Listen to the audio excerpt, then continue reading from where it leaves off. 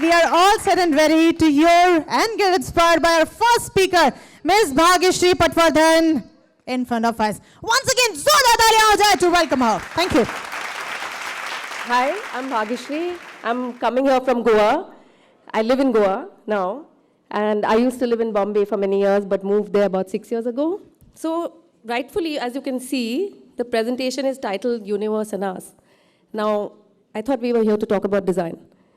But at least this piques your interest, and hopefully all of you will sit through it and listen to it. So let's start with saying how we are all related and how us and the universe are one and the same thing, and vice versa. I want to start with some very basic stuff here, just talking about what is design. So there are various different definitions that people have talked about in design.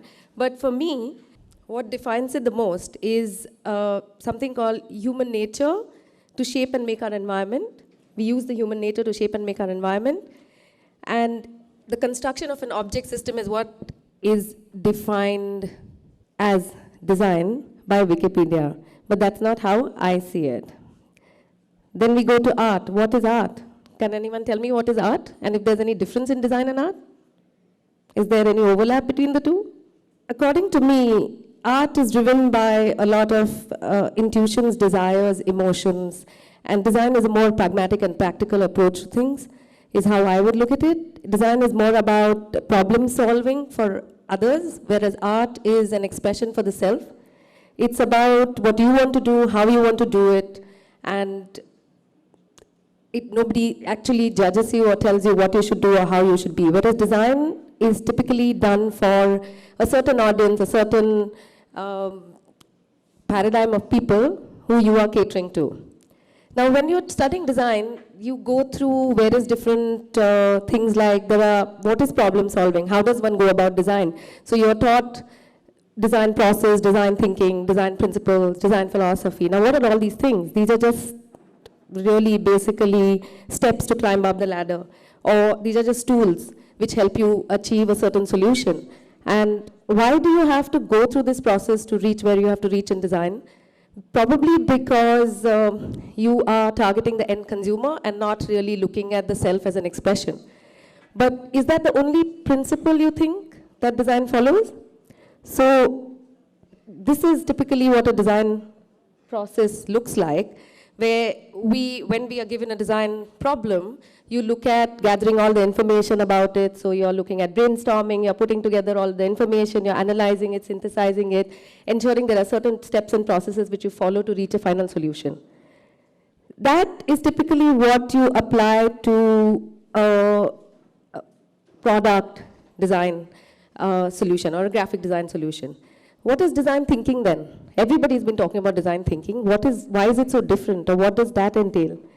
Design thinking is essentially nothing really different other than applying the design process to a larger scope of, a larger sphere or larger scope of things. So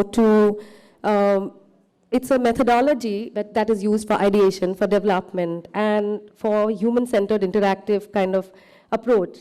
So there are 5 steps which you typically 5, 7, I mean, it depends on how you're going to be approaching this thing. Then there is all different kind of things like elements of design, and then there's principles of design, there's principles of art, elements of art. Now, there are so many different things which you're studying all through your years of design, every year starting with something very basic to leading up to more fundamental and, starting from more fundamental and leading up to more diverse and in-depth associations with design and solving the problems.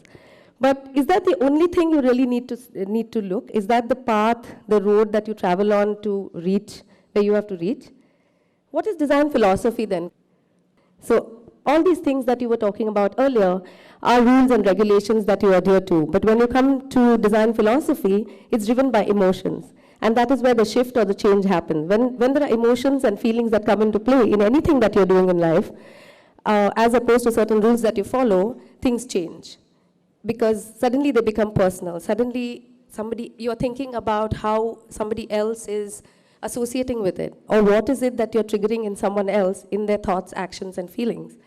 So design philosophy, I'm just giving you some examples of leading designers and their philosophies which they have prescribed to. Some things are like form follows function, or less is more. And these are things which different designers have made their own, and their entire career path or whatever is governed by these principles.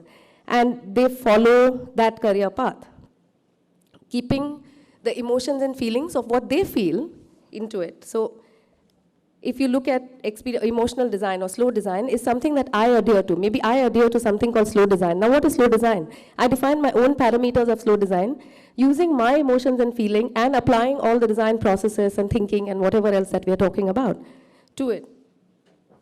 So my personal equation with design comes into play. And I think every person needs to establish that, because only then will you be able to really traverse the path of design, because it's really, really like a long journey and it's a really big sphere.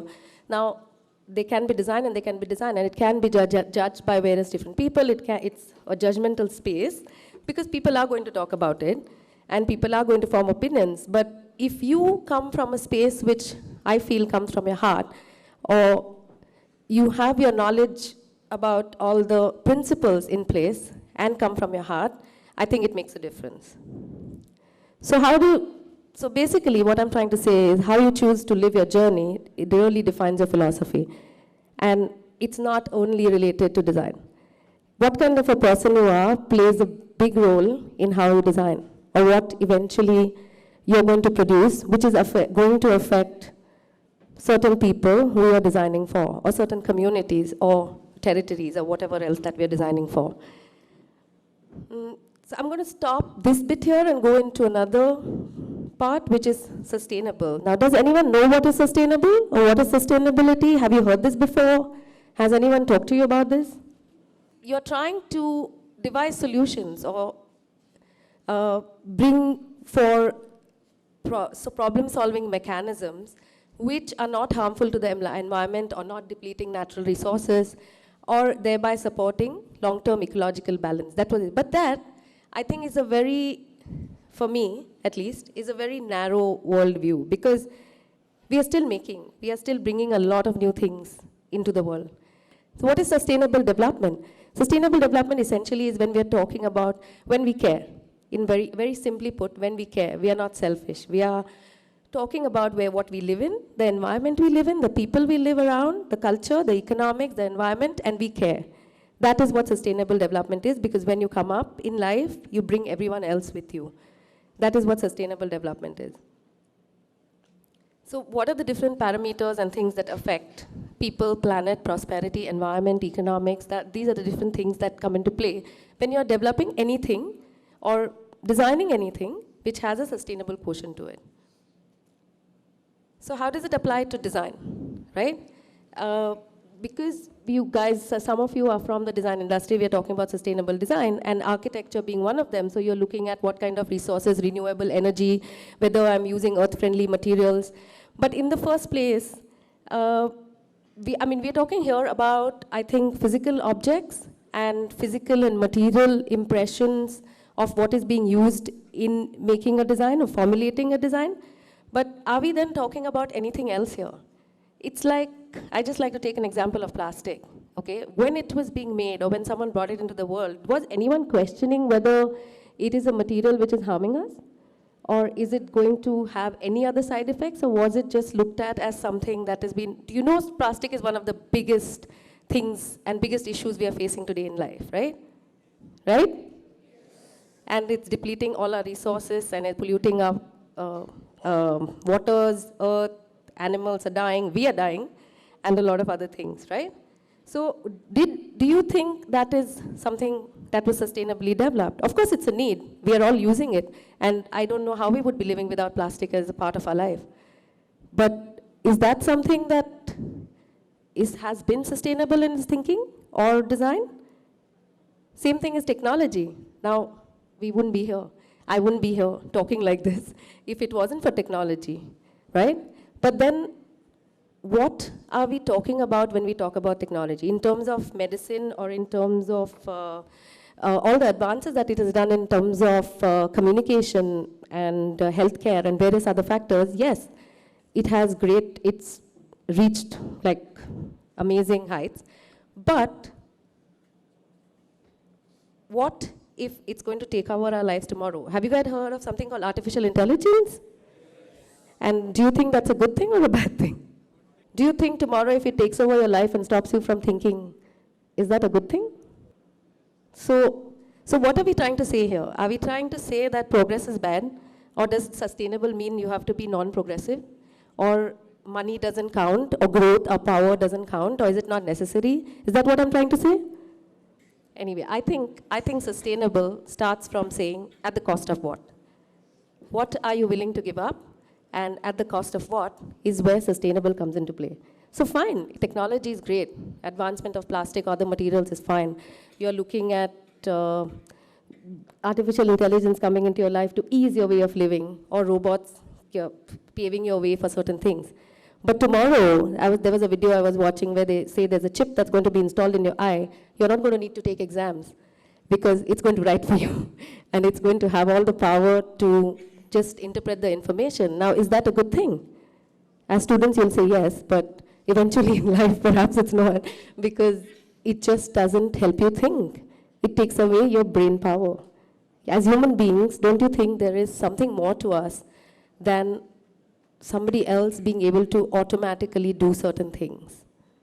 So I think sustainability starts, a sustainable thought process starts with what is at the cost of what, and what are we giving up, being one of the most important things that we ask ourselves. Just going into a realm of, there were all these ancient civilizations. Do you think they were progressive?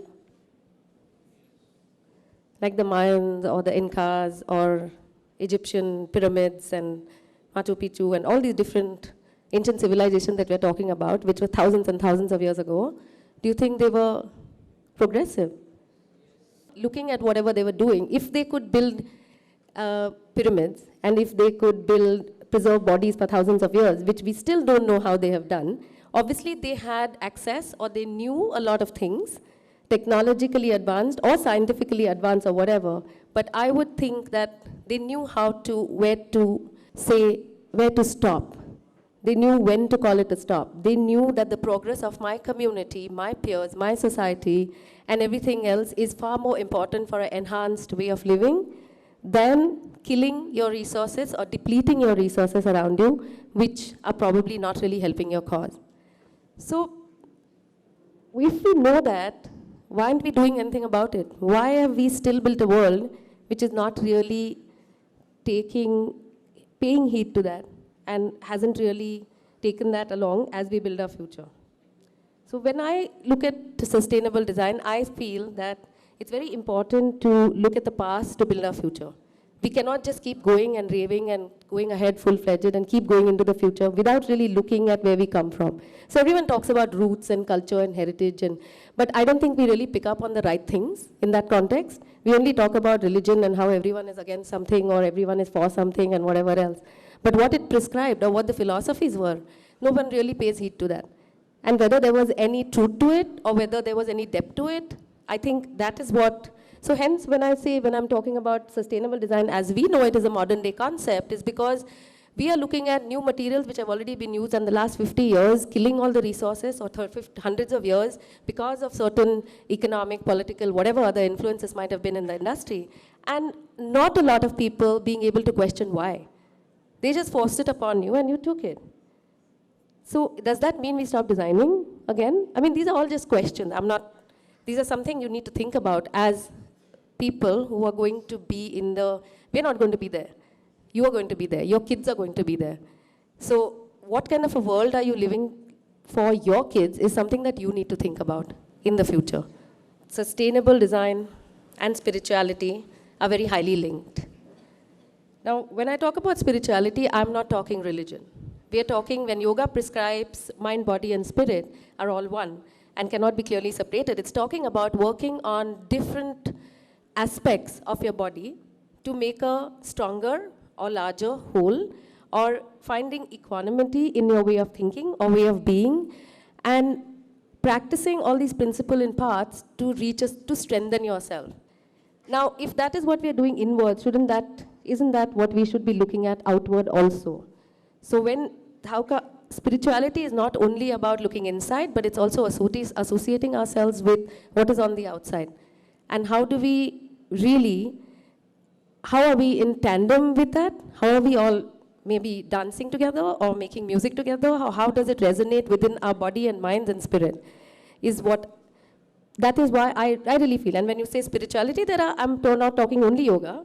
This is what Aristotle says. It says like the whole is larger than the sum of its parts. Now, if you have to work on some small parts, like what he said, if you have to work on resources, if you have to work on environment, if you work on the air, if you work on how people are thinking and everything else, together, it's all going to become a larger whole. And that is exactly what the ancient communities used to build on. And but that is also why we probably remember what they have done. And what we do today is really like so quick and so easy that it's forgotten, because the depth of it somewhere is lacking. The other thing is you have to, I think, teach yourself, and when you're going through your studies or when you're looking at life, you have to teach yourself how to see, how to connect the dots. Because everything is there, right in front of you. Somebody is telling you something else, somebody else is going to tell you something else.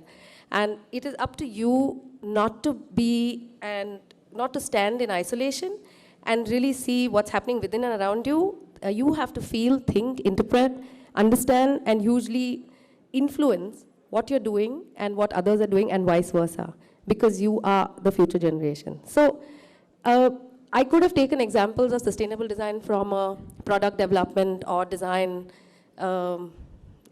issue, or taking one project and taking you through it. But I wanted to take you through some larger principles of sustainability, which I think one needs to inculcate within themselves to be able to have that mindset and approach and a worldview which actually helps you make decisions in every walks of life. So what I would like to point out is certain things which have prescribed my philosophy or my way of doing.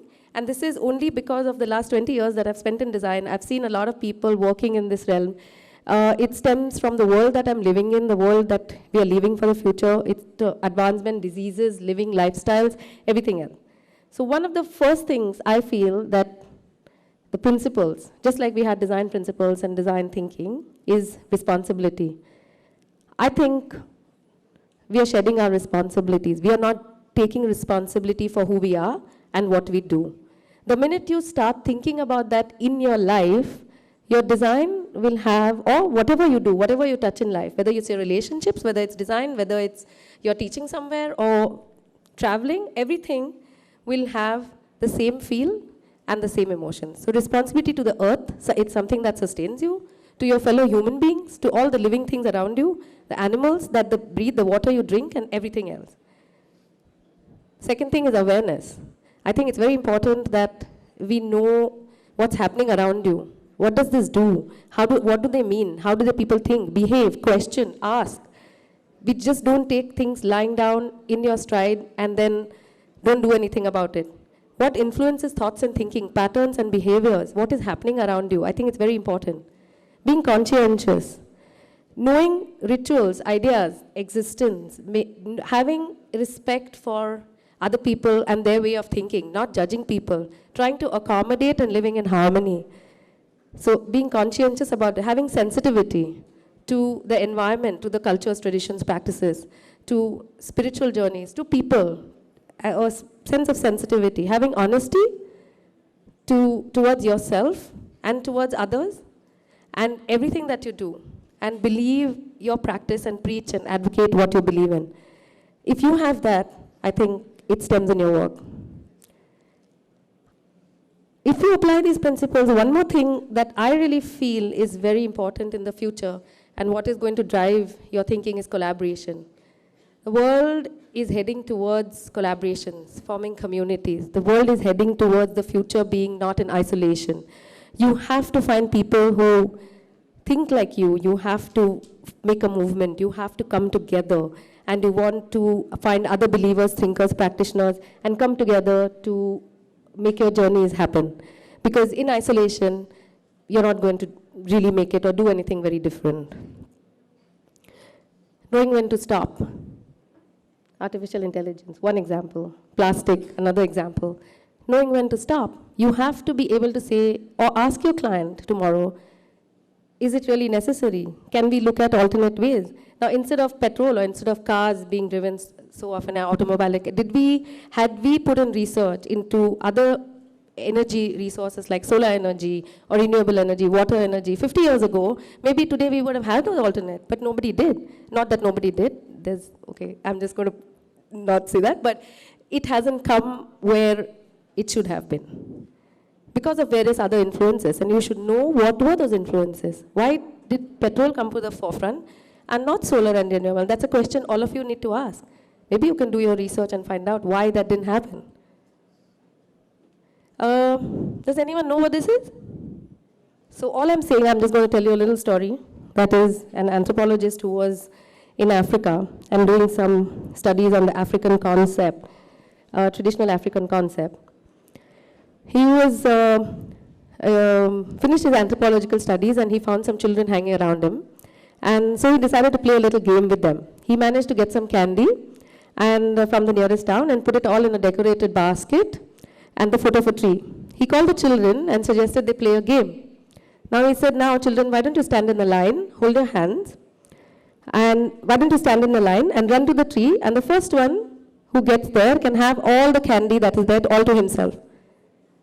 He was standing there and what he saw was all the children lined up, they held hands, waiting for the signal. When he said now, they all, holding hands, took one step at a time, who held their hands each other and ran to the tree. They all arrived at the same time, divided the candy, sat down, and began to happily munch away. He was so stunned and surprised. He said, how can that be? He asked, why did you do that? The one child who reached could have had all the candy. So they said, Ubuntu. How could any of us be happy if the others were sad? Now, if a community or anything that you do in life is driven by a philosophy or a concept, which is this, how can you go wrong? How can you go wrong in what you design, how you think, how you're with people, or in life in general? Because, like I said again, it's not in isolation, design is not in isolation either. All these parameters are working with design. So, that is what we are talking about essentially. That is what I believe in, that everything is interdependent in the world. It's a web of life. If one thing fails, everything else is failing, and we are seeing it all around us. So I think as a future generation, you guys need to step up and start inculcating that in your thought patterns. So good design is sustainable design. Sustainable design is conscious design. If you're conscious, it will be inclusive. If it's inclusive, it will be holistic. And if it's holistic, everything and everyone will be a part of it. So you have to live it, essentially. Sustainability is not something that grows on you or that you can adapt only in your work and not live it. So I really feel sustainability is a mindset which you have to live. Thank you.